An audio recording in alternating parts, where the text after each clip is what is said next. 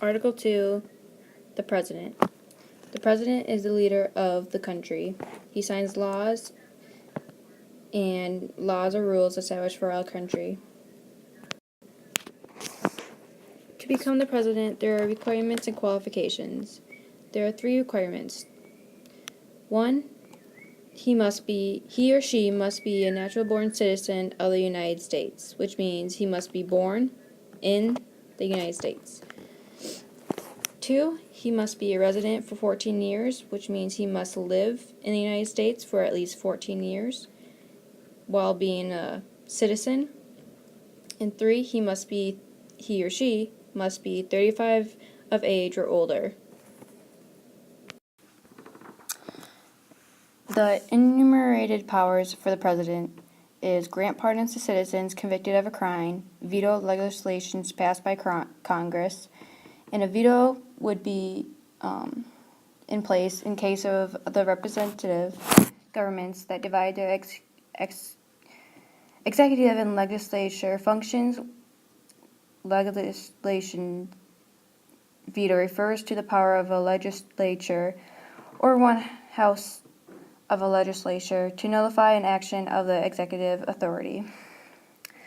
The next one would be appoint Supreme Court justices with the consent of the Senate, and Commander-in-Chief of the Armed Forces, which would mean that the President is in charge to know what's going on in the Army, to make treaties and to nominate ambassadors, and those are an official representative to a foreign country.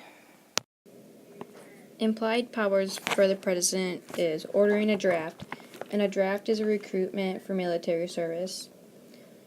The next one is the foreign policy. The foreign policy is one nation's interactions with other countries, such as trade. The President will meet with other leaders from around the world to solve the problems that have occurred between the other countries.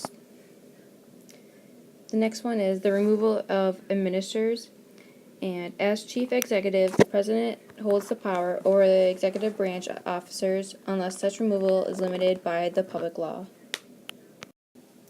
The powers denied by the President is suspend the writ of the habeas corpus, and that is a writ requiring a person under arrest to be brought before a judge into court, especially to secure the person's release unless lawful grounds are shown for their detention.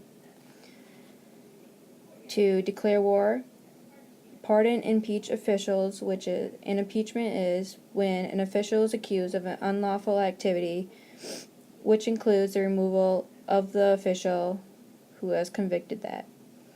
And the last one is to seize property or industries without the consent of Congress.